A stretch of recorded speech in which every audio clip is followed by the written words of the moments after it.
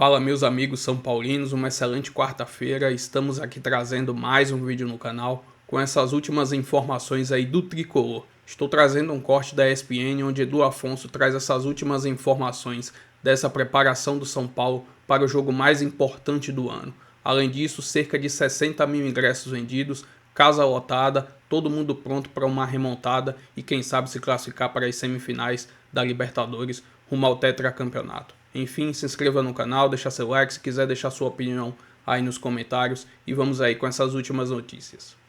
O São Paulo entra em campo amanhã, mas com uma missão mais complicada, hein, Edu Afonso? Seja bem-vindo, meu amigo. Um beijo para você. Tudo bem, Glaucia? Grande beijo pra você, um beijo na Mari, abraço no Biro, fã de esportes. Missão quase que impossível, né? Se a gente pegar aí o aspecto da derrota por 2-0 contra a LDU. Só que o São Paulo aqui tem 100% de aproveitamento contra a LDU. 3 partidas na história, 3 vitórias. Porém, só em uma delas ele fez o placar que precisa amanhã. Em 2020, com o Fernando Diniz, numa fase de grupos, venceu aqui por 3-0. As outras 2 vitórias foram magrinhas, 1-0 com o Cuca lá na década de 2000 e 1-0 em 2023 aqui com o Dorival Júnior. Esse jogo foi para pênaltis e o São Paulo acabou eliminado. Bem, não tenho bola de cristal aqui não, viu, Glaucia? Mas o treino tá rolando lá no CT, deve acabar por volta do meio-dia, mas a gente tem já uma base do time que vai a campo amanhã, porque, assim, não tem muita novidade, não tem questão de muita dúvida, talvez uma mais específica no ataque. O Rafael, goleiro, foi poupado no final de semana, vai jogar. Linha de 3 zagueiros, Ferrarese e Arboleda também jogam, foram poupados e o Alan Franco é titular, completa essa linha. Nas alas, o Enzo, que só entrou no finalzinho contra o Santos, vai jogar pela esquerda, e na direita, como o Cedric, que ficou fora do jogo do Santos, teve um problema estomacal intestinal lá e não treinou ontem o tempo completo, ele fica no banco por uma eventualidade de pênaltis, ele que cobrou o último aqui contra o Atlético Nacional, e o Mailton vai de titular. A linha de 3 no meio de campo, os titularíssimos, né? Bobadilha, Marcos Antônio e Rodriguinho, um time mais ofensivo, e no ataque Luciano não sabemos, Rigoni, aí o Luciano fica mais solto, flutuando mais e o Rigoni talvez mais enfiado, ou Ferreirinha com o Luciano fazendo o papel de centroavante e o Ferreirinha um pouco mais aberto pelos lados. Falta homem de área, já que Caleri, Rian Francisco e André Silva, lesionados, não estarão em campo e o Dineno não é por enquanto o jogador dos sonhos do técnico Hernan Crespo. Sobre torcida, Glaucia, quero te trazer o seguinte, antes falando que o Oscar e o Lucas Moura vão estar no banco de reservas, estão treinando agora com o time e serão novidades para o decorrer da partida. O Oscar está bem melhor fisicamente, foi para o 5º treino hoje em relação ao Lucas Moura. O Lucas só para o finalzinho, talvez por uma eventual cobrança de pênaltis. Sobre torcida, eu pedi para o Rodrigo dos Anjos mostrar aquele setor que está escrito lá Josué 8, ali é o setor dos visitantes. Cabem 3.628 torcedores. Só que a LDU só pediu 500 ingressos. Talvez tenhamos mais uma compra aí de uns 50 de equatorianos que moram em São Paulo. Então só naquele setor que cabem esses 3.628, a gente vai ter uma defasagem de mais de 3 mil torcedores, por isso não dá para afirmar que o Morumbi vai estar lotado. A expectativa é de 58 a 60 mil pessoas, mas pode ser que a gente não tenha casa cheia por essa sobra de ingressos no setor visitante. Glaucia.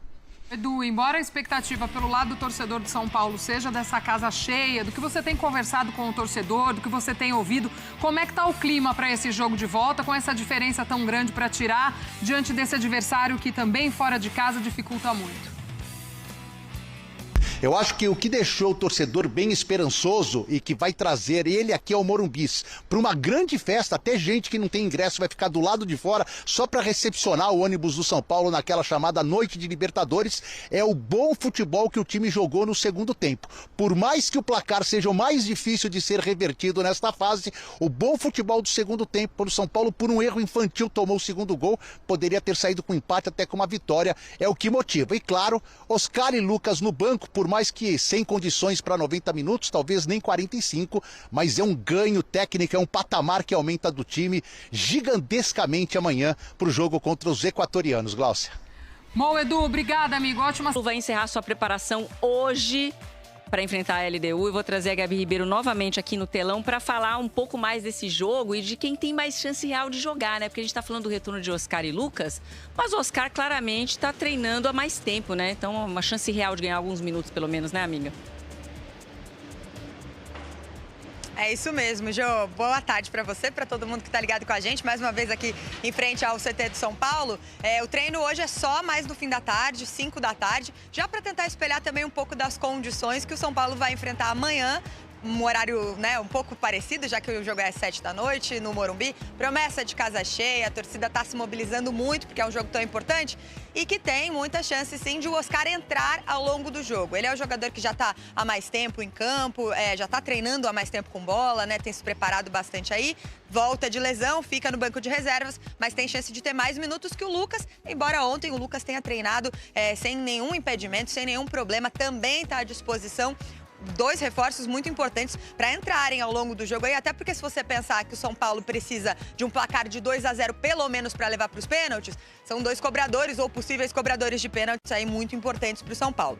Agora, o técnico Hernan Crespo também deve ter outras mudanças no time, viu? O Cédric, na semana passada, foi titular lá no Equador. Ele estava com uma virose ainda lá em Quito, aí ele acabou piorando um pouco, até teve que passar no hospital, tá recuperado, só que por conta desse desgaste todo ao longo da semana, o Cédric deve ficar no banco de reservas.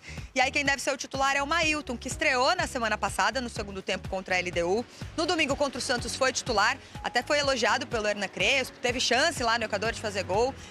Então o Mailton deve ser titular nessa vaga do Cédric. E também fica aquela dúvida no ataque.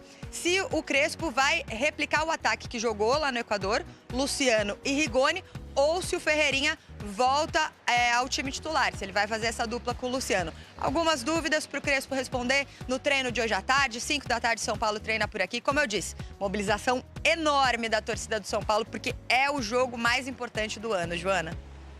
Exatamente, é o jogo mais importante do ano e o São Paulo precisa reverter esse resultado aí, que não tá mole não, hein? E vencer a LDU por 2 gols de diferença para levar o jogo, a decisão para os pênaltis. Se fizer 3-0 passa, mas não é fácil fazer 3-0. E vamos ouvir quem falou no São Paulo. Enzo Dias. Enzo Pérez não. Enzo Dias. Un partido importante como todos los de Libertadores. Para nosotros, bueno, es especial.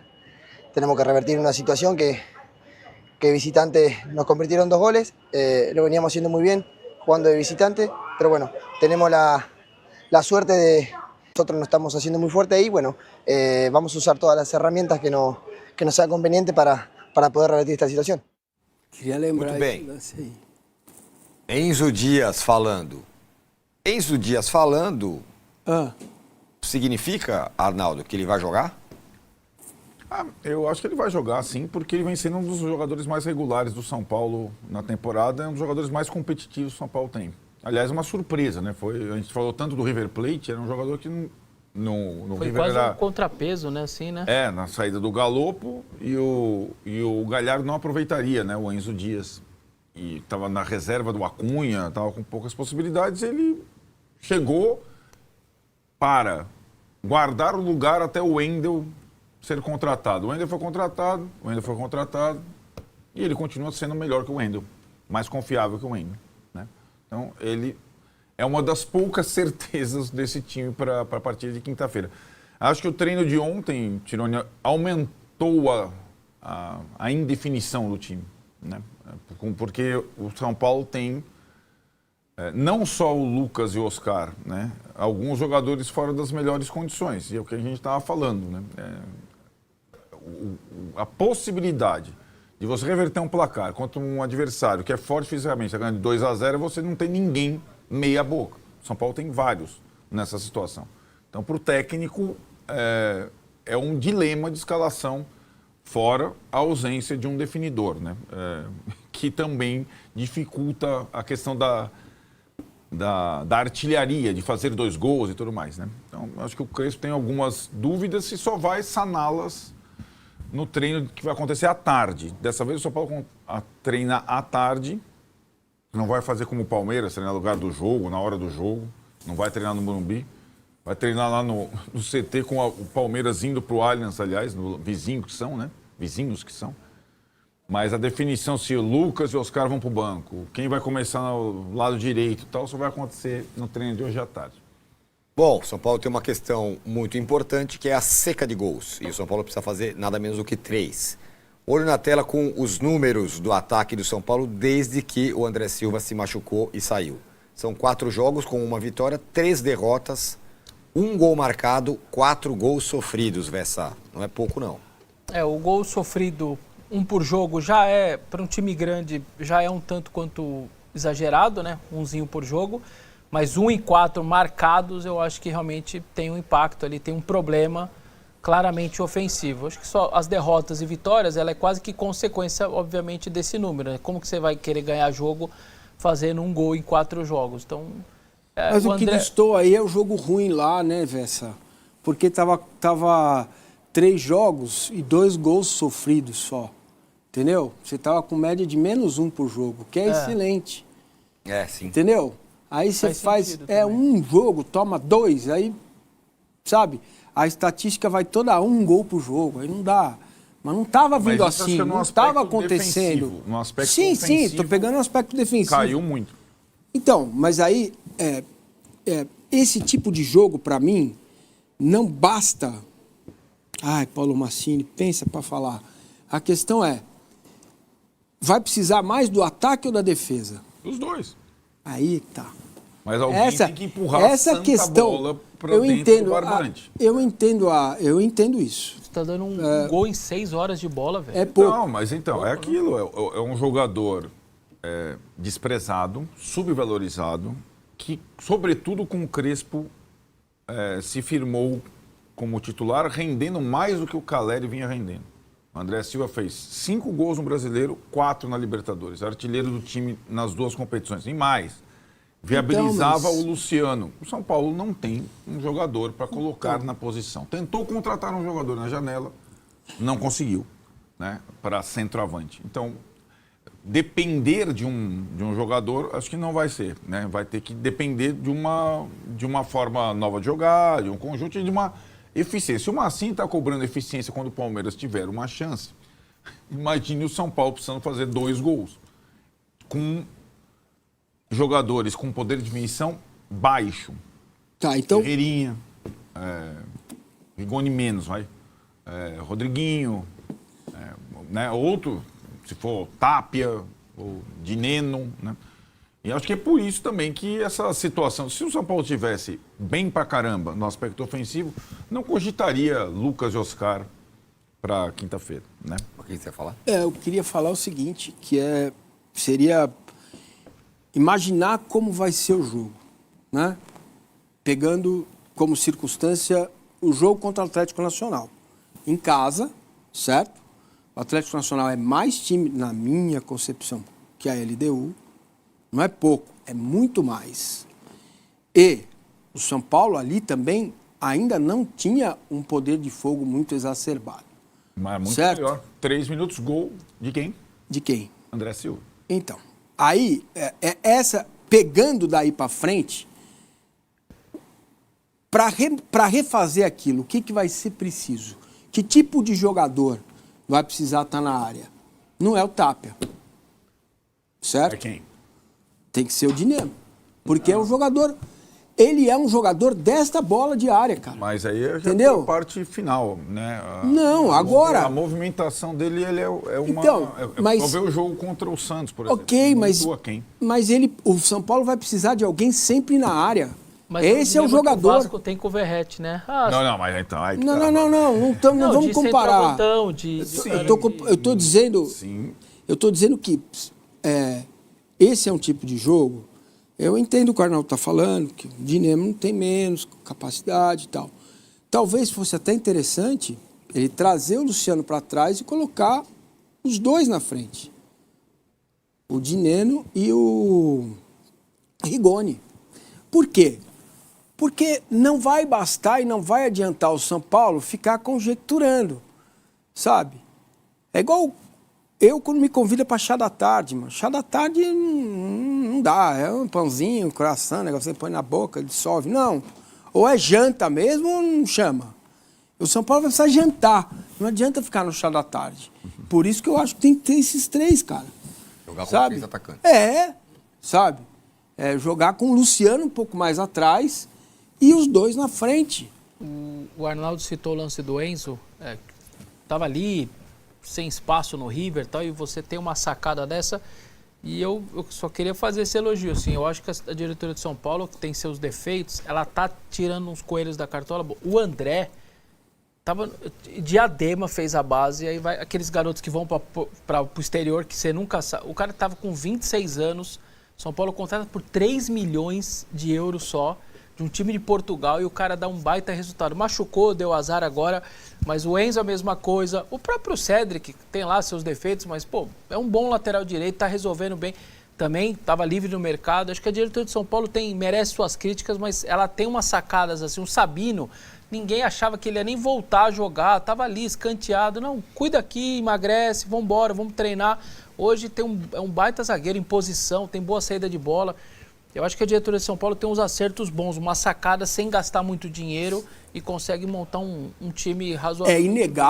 É inegável, não dá para negar, ninguém pode negar que, com tudo que não teve, o São Paulo faz um bom ano. Sim. Entendeu? Parecido até agora com o É inegável. Passado.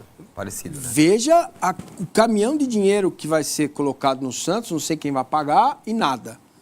Quanto custa o Corinthians, né?